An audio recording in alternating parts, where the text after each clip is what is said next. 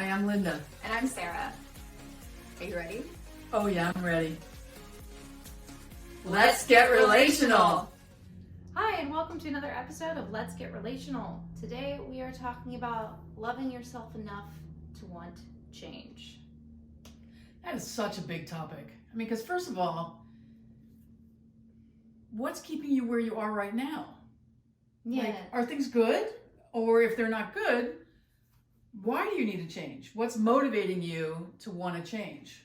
Yeah, what's inside you that's saying this could be better? Yeah. Yeah, because I feel like that's the point where you get to where you're looking at your life or your relationships, wherever you're feeling slightly off and feeling like this could be better. How do I make it better? Do I want to make it better? Even though I know it could be. Yeah, and the thing that we're really clear about is that people often move away from pain more than they move toward pleasure. So if your place where you are right now is not painful enough to make you want to change, the thing that you're wanting to change to has to be so compelling that you will do whatever it takes because the pain's not enough. So often if we're in pain, we will do something to get out of that pain. Now we might not make sweeping changes, but we'll do at least a little bit to get out of that pain. And the thing is really understanding what it is you're trying to do. What are you trying to accomplish? So if you're in some kind of pain, are you looking for a change that's going to keep you from having that pain in the future? Or are you looking for something that's just going to get you out of that pain temporarily? And where does loving yourself come into making that decision? Yeah, because when you're at a point where you're thinking of making that kind of decision, you're basically at the precipice of choosing yourself or not. Because that's what it comes down to when you're looking for something to be better, when you're looking for something to change, you're wanting that because you want to choose yourself. You want to choose your happiness over what's going on around you because you're not happy. And it can feel really selfish to do that because oftentimes when you're wanting to choose your own happiness, it upsets the balance of other relationships. Other people might be upset with you. There are consequences to choosing yourself and your own happiness over other people's happiness. And as women, we are taught to not put ourselves first. We are taught to put everyone else's needs above our own and leave whatever we have left for us. And that's not healthy. It's not really healthy because you're not choosing your own happiness and you're not choosing to love yourself and your own needs and take care of those and your own wants when you're actively putting someone else's needs and wants above your own. So being in a position where you want something to be better and you want something to change because you want the pain to stop is effectively the choice of choosing your own happiness. Yeah, so when is it okay to put your needs first and when is it important to put somebody else's needs first? I think this is like the kind of the quintessential challenging question for women. Yeah. And I think particularly as we're coming out of the pandemic where for so many women they put everybody else's needs in front of their own. And so there are a lot of women exhausted right now. I just read post after post on social media of women being exhausted and feeling unappreciated and like they just don't know how they can go on because what happened was they totally depleted themselves during the pandemic. Many were working, caring for spouses, caring for elderly relatives. I know tons of people who moved home to take care of their older parents and were managing their household at home at the same time. And there's a lot that's been going on for people where it's time for them to start thinking about, okay, where do my needs fit in now? Is it time to bring that back to the forefront? And I think, Sarah and I were talking about this earlier. It's like there are times when she was a child when her needs were more important than mine. But I couldn't create an entire life where her needs were always more important than mine, or she would never learn to take care of her needs herself. And I would never get my own needs met. We would have created a really dysfunctional relationship where she thought she was the person who required everyone's attention and that nobody else required attention and that she wasn't self-sufficient enough to find the solution she needed in the moment. And so there's a really interesting balance between allowing your child to have freedom and consequences and self-responsibility and being there when they need you. And it's a dance. It really is a dance. And even now in her adult life, there are times when I will make a choice to be there for her rather than do something for myself. But I don't do it on a daily basis. I don't do it to the extent that it's taking away from my happiness. I really pay attention to, these are unusual times. And if she really needs some extra support, I'm going to give that to her in much the same way that when I've needed extra support, she's given that to me. And that isn't necessarily how it was pre-pandemic. I think we would have been there for each other in that way, but it wasn't required in the same way. Mm-hmm. This has been a whack year. It has been one hell of a roller coaster ride. And there's just points where, you know, you're doing your best. You know, your best is not anywhere near what it was a year and a half ago. And so sometimes you need someone to just give you a hug. Sometimes you need someone to rub your back and say, it's all going to be okay. You're doing fine. Just breathe. It's okay. And that's okay. Like to ask for extra support when you need it is really okay. It's just like we all need some extra support these days. It's bonkers. You know, we fully admit to that. Yeah, and it's funny because sometimes you think in the height of the pandemic, and depending where you're living, you've experienced this really differently, but in the height of the pandemic, for a lot of us, it seemed really awful. And now we're feeling some of the same kinds of really awful feelings as we come out of it and try to plot what this post-pandemic life looks like. And what did we love about the pre-pandemic life that we had? You know, did we love the busyness, or was it masking something? Did we love the constant taking care of other people's needs, or did we realize that we were never taking care of our own needs? You know, what was going on that was pre-pandemic that you really liked? What was going on during the isolation periods that you really liked? There are a lot of people who've talked a lot more about loving the intimacy of smaller gatherings, being able to say no to things that they didn't want to go to. Oh, it's a pandemic, I really can't come to that gathering. And that I think has been really interesting. So where can you take some of that forward now and create a life that you really love and make the changes that are required for you to feel like you're living a more fulfilled, happier, more extraordinary life that really fits you and your needs and who you are in the world now? Yeah, and the thing is that might change, you know, in a year. That might change in 2 years. You know, it's just, you have to look at what do you want right now? What feels good right now? And what can you do to bring what feels good into your life more?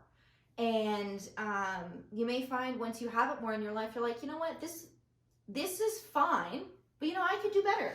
There's more that I could have, and I would like some more. And you can do something else to bring, you know, whatever else you want more of into your life. It's just a process and a journey that you can keep going through to really creating the life that you really want.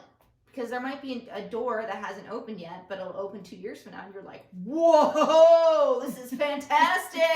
I can't believe I never thought of this before. You know? Well, it's allowing yourself to dream again. Because I think so many things got put on hold. And I'm seeing like this mad rush of people who are like, all of their travel needs have been pent up. And this mad rush of people trying to get in as much as they can. I was reading a post today of somebody like who booked all these things that she wasn't even sure she wanted to do them, but the place was opening up. And so she decided she was going to like go for it. Well, she hadn't really taken some time to kind of settle into what does she want to plan. It was again more escaping. Like, I'm going to go on this trip because it's going to make me feel better. Well, it might, and it might not. And feeling good is an inside job. It's not going to be taken care of by a relationship. It's not going to be taken care of by a trip. It's not going to be taken care of by a better job, more money. Feeling good is an inside job. And so you got to really look at what's going on inside of you that feels great and what really needs to change. You know, I just want to reiterate that again. Is like, what is great about who you are and what's going on in you right now? How's your spiritual life? How's your emotional life? How's your physical life? How's your friend life, your relationships, all of those things? Just take a look at what feels really good and what needs to change, and just look at where do you love yourself enough to make that change. Maybe it's a health change. You know you need to exercise more. You know you need to get up out of bed in the morning and just get yourself moving.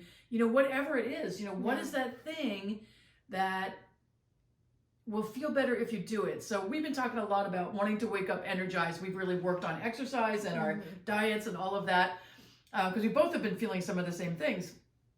And so one of the things that I decided today was I love just laying in my bed, and I'm going to allow myself to do it a couple of times a week in the mornings.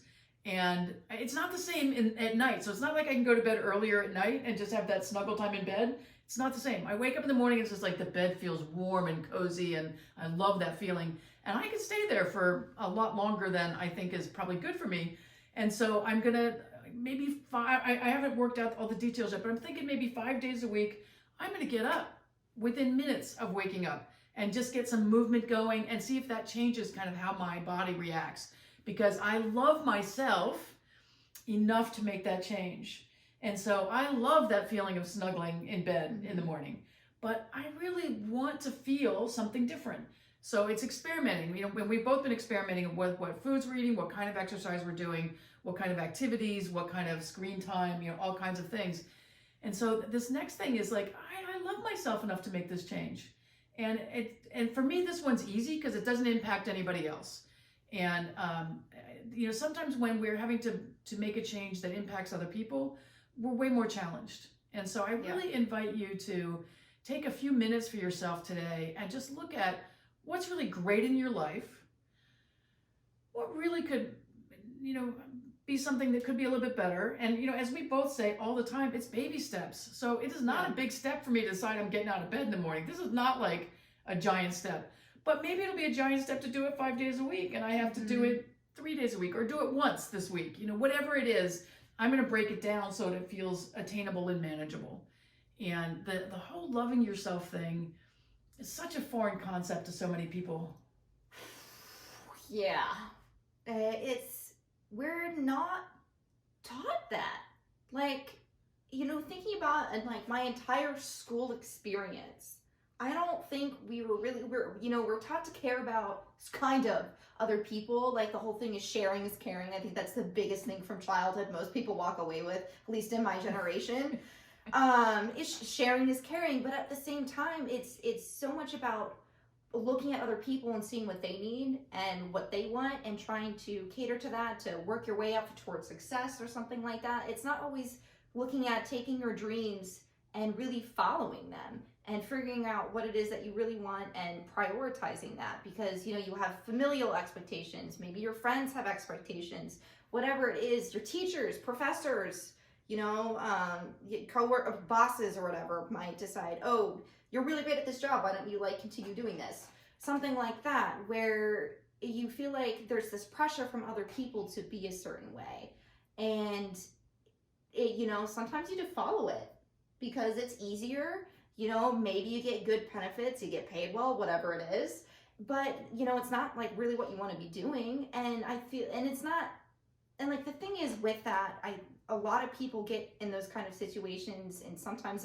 it's in romantic relationships, it's within friendships. It's not necessarily like a work thing where you've maybe been guided or suggested into the situation because people think it would be good for you, and it's fine, but it's not all of that what you want.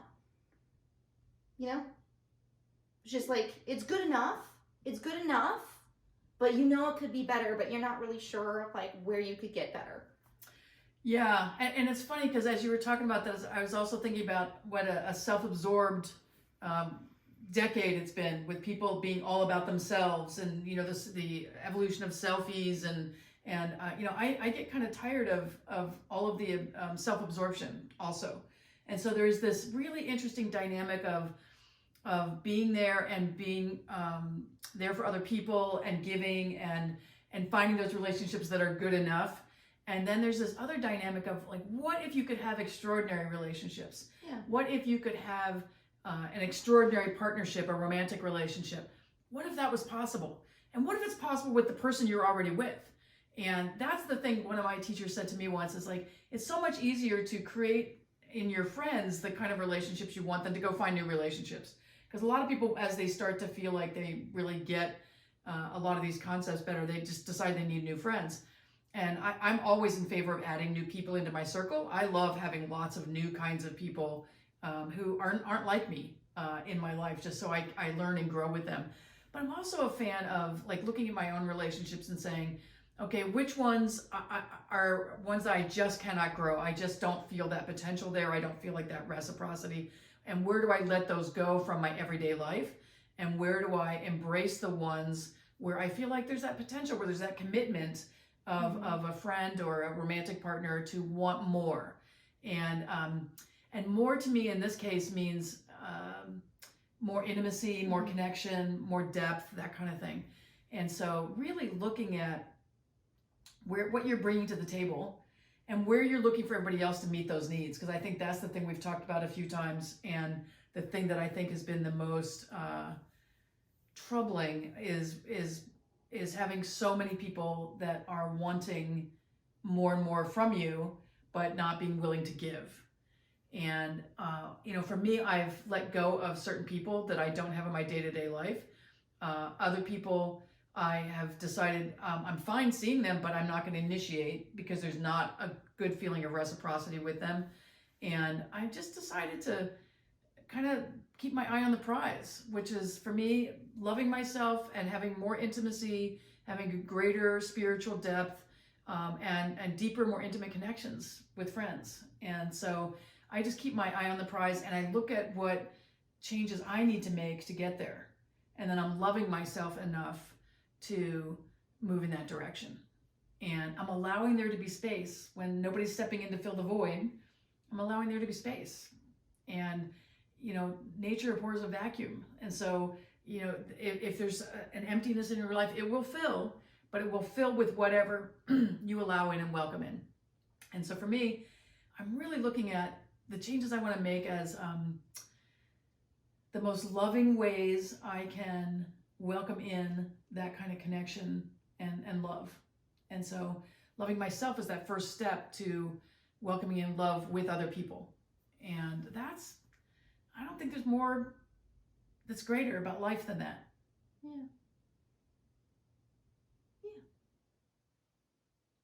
Got anything more? I think that's good for today. Yeah. I feel pretty good. I feel complete. Yeah. So as always, let us know how we can support you. And just remember, we love you. Mwah. Mwah.